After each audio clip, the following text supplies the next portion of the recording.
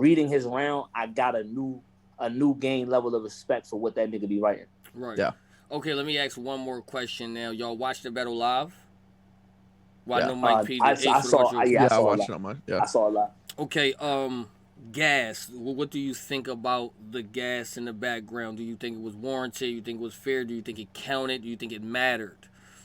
I saw gas from two people, man. Two people that I wish they weren't doing, man. Yeah, there could be gas with material that doesn't need gas. Okay.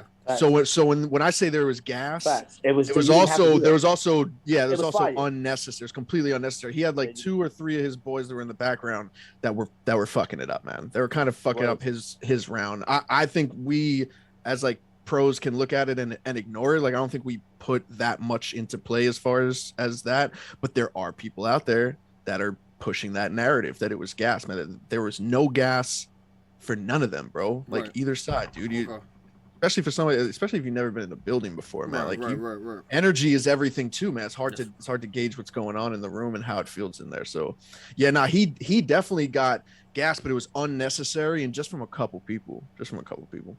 Yeah, he pretty much said exactly what I was gonna say. I think that they did more than they had to. It was one of those situations where niggas didn't have like the material itself would have been just as fire had niggas not. And then downplaying some of Rock's material, I think also it affects the perception of the battle. So now it limits how able somebody is just off reaction. A person that doesn't really like pay attention to every nuance. It limits their ability to be able to judge the bars fairly because they're not landing. Rock's not landing things that he should land, and Danny's getting an additional amount of gas that he doesn't even need. It isn't even warranted for bars that were fire anyway. Right.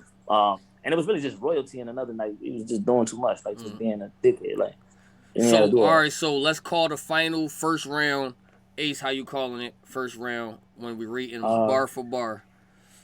I had Danny. Got Danny 1-0. I had Danny with an edge. As long as you know, I literally dropped all of my food on the floor and my hands are covered in dirty food. So, bro, I was trying to eat something so on the low this whole time, and I've done a pretty good job. I was like a quarter of the way through, all over the fucking floor. Danny 1-0. You were a quarter of the way through? God, I was like a quarter of the way through, like a little quesadilla with like eggs and stuff. It was so fucking good. I tried to cut it with a fork. Too much pressure.